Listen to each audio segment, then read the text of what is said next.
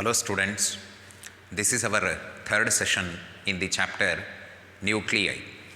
As you know that in my previous class or in my previous video, I was explaining about the concept of nuclear mass as well as concept of nuclear density and even the energy equivalent to one atomic mass unit.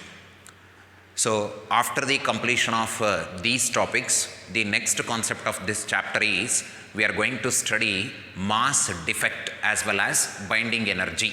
So we are going to study after the completion of this nuclear mass, nuclear density as well as energy equivalent to one atomic mass unit. Now we are going to study about the what concept of mass defect as well as nuclear binding energy, and then we are going to study about the what the binding energy per nucleon curve. There is a one practical graph is there, and that graphical study we are going to call it as binding energy per nucleon curve. That graph is known as binding energy per nucleon graph. So we are going to study that curve in this session. So firstly we shall go for what is mass defect. So in the chapter nuclei, we are going to study now the concept of mass defect. So what is this mass defect? So what is the meaning of this mass defect? Generally, we know that the mass of the nucleus is mainly depends upon the what?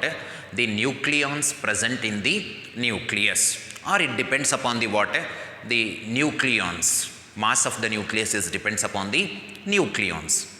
So generally, when you compare to the masses of the nucleons, when you compare the masses of the nucleons, that is nothing but mass of the some number of protons as well as mass of the some number of neutrons, it is always found greater compared to the what? The mass of the nucleus. So it is very clear, it is found that the mass of the nucleons, the mass of the constituent of the nucleus, which are the constituents of the nucleus, that is mass of the proton and mass of the neutron, together collectively we call as constituent of nucleus, or we call these as a nucleons. Remember, the mass of the constituent of the nucleus is always found to be more than that of the mass of the nucleus. So this difference between the masses of the constituent nucleons as well as mass of the nucleus is referred as mass defect. It is to be referred as what? Mass defect. If you look at its definition, mass defect may be defined as mass defect may be defined as, so mass defect may be defined as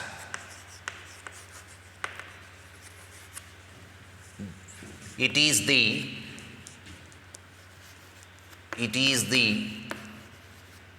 difference between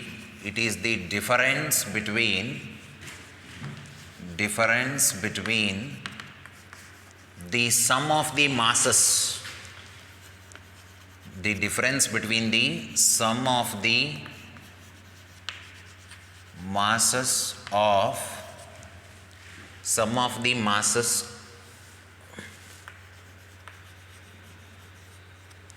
of constituent nucleons to the mass of the nucleus. It is the difference between the sum of the masses of constituent nucleons and the mass of the nucleus. Mass of the nucleus.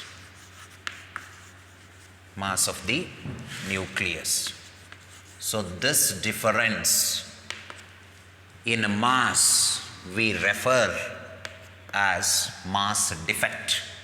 So what is mass defect? Mass defect is defined as it is the difference between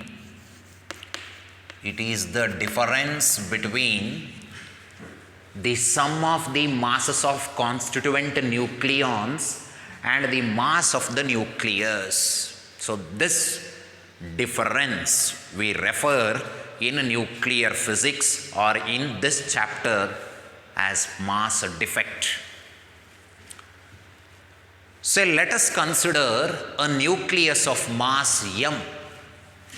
Let us consider a nucleus of mass m. Let us consider nucleus of mass m. So this nucleus has got an atomic number. Having atomic number, that nucleus has got atomic number Z and mass number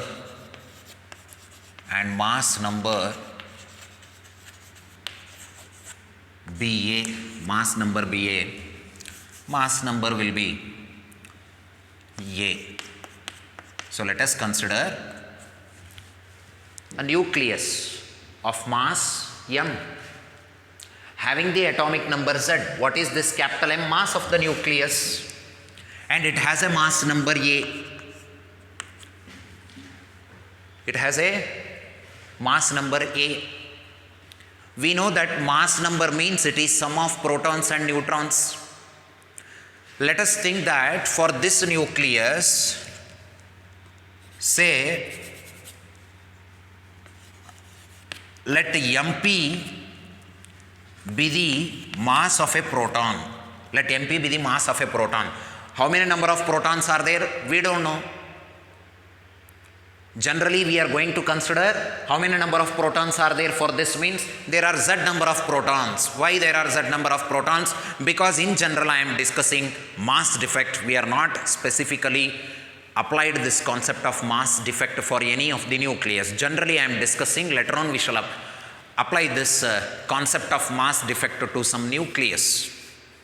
So here let MP be the mass of a proton, mass of the Z number of proton if I take. So if I take Z, let MP be the mass of the proton, and Mn be the mass of the neutron, Mn be the mass of the neutron.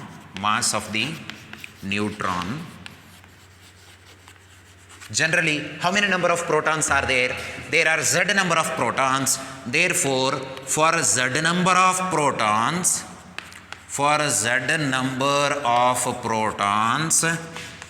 the mass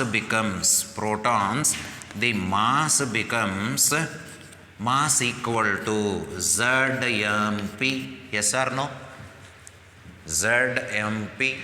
MP, mass of the proton. Z, the number of protons. In general, for a nucleus, there are Z number of protons. See, for A minus Z, what is A minus Z? Mass number minus atomic number gives number of neutrons. Say let A minus Z, for A minus Z number of neutrons are associated with the mass. How much? Clearly A minus Z into M, N, because mass of the neutron is Mn, A minus Z. For A minus Z number of neutrons, the mass becomes A minus Z into Mn. The mass becomes, so for A minus Z number of neutrons, the mass becomes equal to what? Mass equal to A minus Z into Mn. Is it clear or no? Very simple. I have considered one nucleus of atomic number Z having mass number A, and mass of that nucleus is capital M. Mass of the nucleus is capital M. So how many number of protons are there? Z number of protons are there. What is the mass of each proton? MP is the mass of each proton. Therefore, what is the mass of Z number of protons becomes ZMP. So how many number of neutrons are there? A minus Z number of neutrons are there. Therefore, what is the mass of all the neutron? That is A minus Z into Mn.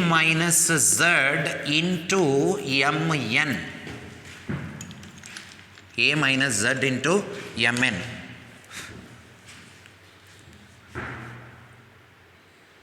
So what is mass defect? It is the difference between the sum of the masses of constituent nucleons. So sum of the masses of the constituent nucleons. What are the constituent of nucleons? Protons and neutrons. What is the sum of protons and neutrons? That is constituent of this total nucleons. So mass defect is difference between the sum of constituent of nucleons, mass of z number of proton plus a minus z number of neutrons, and the mass of the nucleus. Actually here I have to write actual mass of the nucleus, that is capital M. So it means I am going to write the constituent nucleon sum as, therefore mass defect is represented with the notation delta M. This delta M is equal to sum of the masses of the constituent nucleons. That becomes ZMP plus A minus ZMN minus what? Capital M. So this is the expression for mass defect. This is the expression for what? Mass defect. Very simple expression, where ZMP, mass of the Z number of protons, A minus Z into Mn, mass of the A minus Z number of neutrons. So this is always found to be greater than the what? Mass of the nucleus, and this difference we call as what? Suppose if I take one example for explaining this mass defect. So let us consider a carbon atom. Its atomic number is nothing but 6 and mass of the carbon nucleus is 12U. See, mass of the proton 1.0072U. I am expressing this in terms of atomic mass unit. See, mass of the neutron is found to be 1.00867U. See here, the mass defect delta M is equal to Z into MP plus A minus Z into Mn minus M. If you substitute here, Z is equal to 6 into this MP plus A minus Z, 12 minus Z. Why 12 minus Z? Because A is equal to 12. Atomic mass number is equal to 12. So therefore, this 12 minus 6, it comes out to be 6 into 1.00, because Mn value is given here, minus 12 actual mass of the carbon nucleus. Once if you simplify this bracket quantity, you are getting 12.0957 minus 12. So therefore, delta M is equal to 0.0957U. So what is the meaning of this? So it means sum of the masses of the constituents of the nucleons in the carbon atom are greater by 0.0957 times the actual mass of the carbon nucleus. Is it clear? So this difference in the mass, we are going to call it as mass defect. So once again, what is mass defect? Mass defect may be defined as, it is the difference between sum of the masses of the constituent nucleons to the actual mass of the nucleus. So this we call it as what? Mass defect. So we can also express this mass defect either in terms of atomic mass unit, either we can also express this in terms of kg. So we can also express this mass defect in terms of atomic mass unit, or else we can also express this in terms of kgs. So instead of taking this mass of proton 1.0072U, if you take mass of a proton 1.66 into 10 power minus 27 kg. So and mass of the neutron this is also 1.66 into 10 raised to, that is about minus 27 kg. So suppose if you apply here, and we can also calculate mass defect. So here I have taken in terms of atomic mass unit. So it means mass defect can be expressed either in terms of atomic mass unit cube, or else it can also be expressed in terms of kg. So next we have a concept of binding energy. So next topic is nuclear binding energy.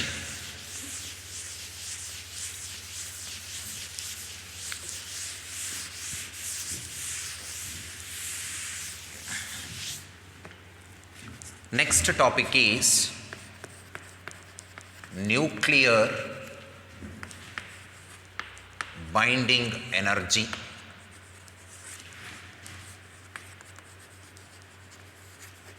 It is represented with the notation EB, binding energy. So what is nuclear binding energy, or in general what is binding energy? Remember, in a nucleus, generally nucleus is formed because of the what? Protons and neutrons. And this proton and neutron inside the nucleus are tightly bounded because of a strong nuclear force. So in order to split up this proton and neutron separately, or in order to take out the proton and neutron separately, it's very difficult, and if we need to supply some amount of energy, or we need to do some work in order to split up the nucleons into two individual, that is a particle as proton and a neutron. So in order to do this one, we are going to supply some amount of energy. That energy is nothing but the what? Binding energy. While taking the electrons from an atom, we call ionization. While taking the electrons from an atom, we are going to call it as what? Ionization. While splitting the nucleus of an atom, we are going to say it is binding energy. So what is binding energy then? Then binding energy may be defined as, so here there is a definition. This binding energy may be defined as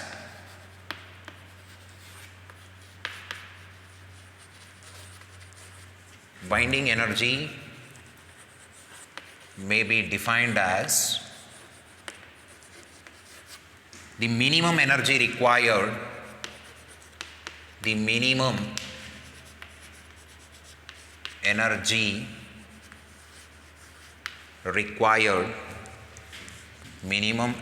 required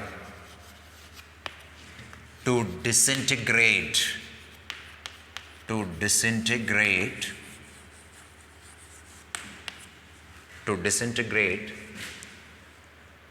the constituent of nucleons, to disintegrate the constituent of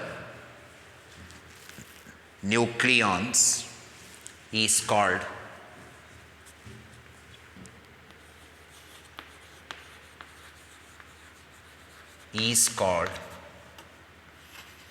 binding energy. Binding energy is called binding energy. So what is binding energy? Binding energy may be defined as, it is the minimum energy required to disintegrate the constituent of the nucleons. That energy we call as what? Binding energy. Remember, whatever the energy you are going to supply in order to disintegrate the nucleons, suppose if I do this process reverse way, if I do this process in a reverse way, suppose if protons and neutrons are clubbed together to form a nucleus, so during this process also, the same amount of energy get emitted out.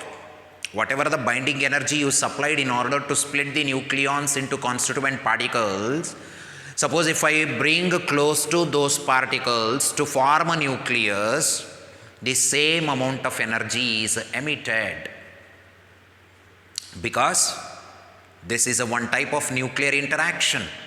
Here we can also apply the Einstein's mass energy relation. Is it clear? So therefore, in this condition, what happens during the formation of a nucleus? What happens? If a proton and neutrons are formed to become a one nucleus, generally the sum of the constituents of the masses of the nucleons is found to be more compared to the total mass of the nucleus. Then where is this difference of mass get wasted? No, it get emitted as energy. So it means binding energy is equivalent to the what? The mass defect, or mass defect in the nucleus is equivalent to the what? Binding energy. So therefore, we can able to say here one conclusion that energy, binding energy or mass defect is equivalent to the binding energy. Mass defect is equivalent to the what? Binding energy. So therefore, what we can write here? So we are going to write here binding energy EB is equal to what? Delta M into C square. What is this delta M? Here delta M is nothing but mass defect. Mass defect. So what is mass defect? You know, it is the difference between the sum of the masses of the constituent nucleons to the actual mass of the nucleus. So if I find an expression for binding energy, means I can find the binding energy expression in this manner. So EB is equal to delta MC square, where delta M is mass defect, where C is nothing but speed of light. So therefore, binding energy EB is equal to, what is the expression for mass defect? That is ZMP plus of A minus Z times of Mn minus M into C square.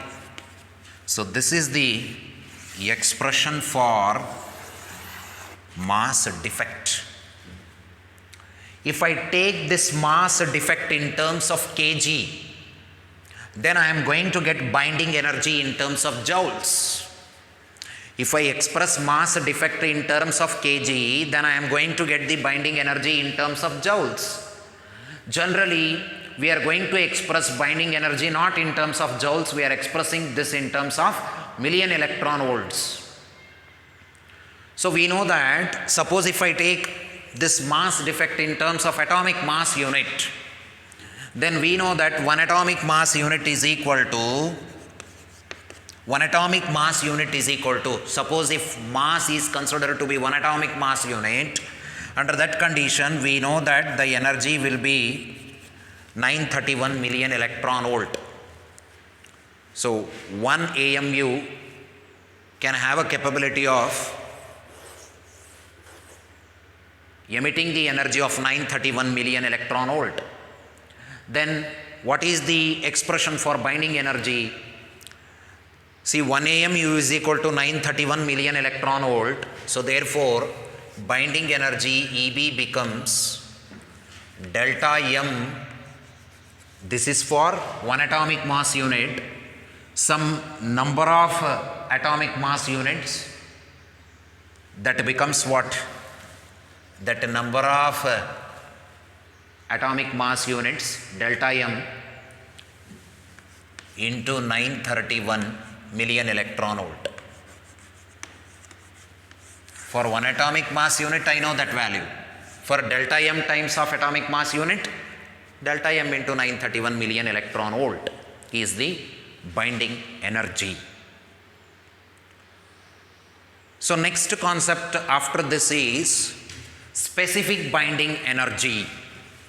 Next we have specific binding energy. So if possible, you make the notes of this topic, not only this one, whatever the topics are completed in physics, you try to write the notes by your own, because we are going to give an assignment work for you people.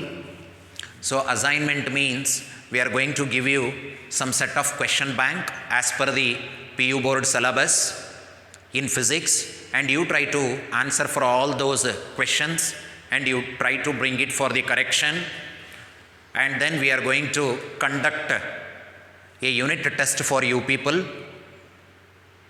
Because of that reason, you try to maintain the notes seriously and correctly, and you refer to the textbook.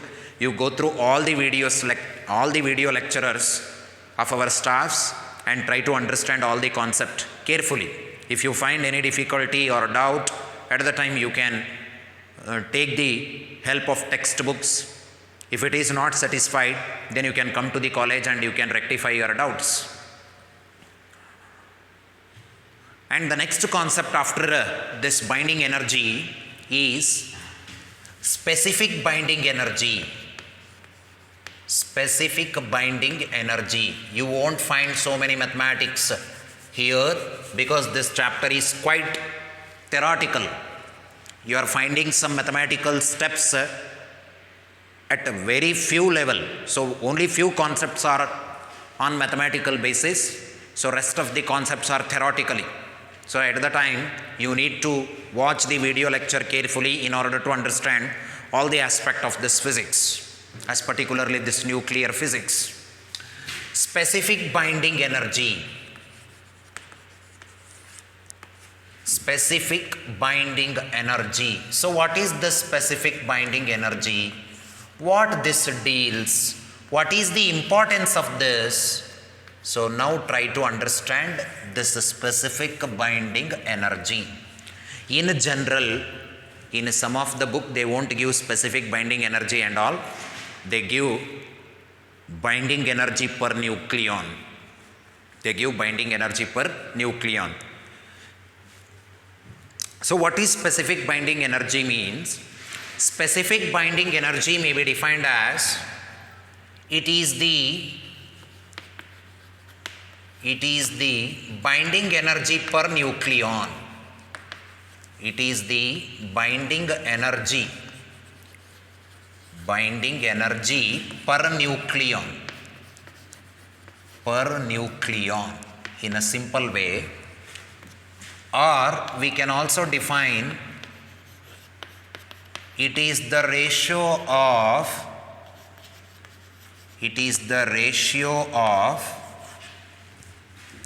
binding energy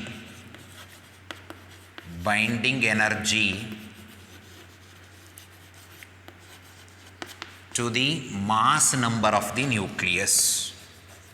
To the mass number of the nucleus. To the mass number of the nucleus. So that we are going to call it as specific binding energy. If you want to look at its mathematical expression, means the binding energy per nucleon, that is specific binding energy.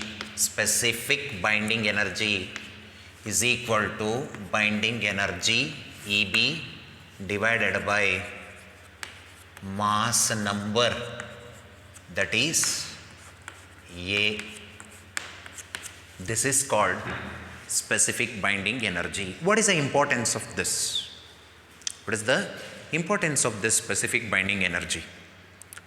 Remember here, the specific binding energy or binding energy per nucleon tells about the stability of the nucleus. This binding energy per nucleon is directly proportional to the stability of the nucleus.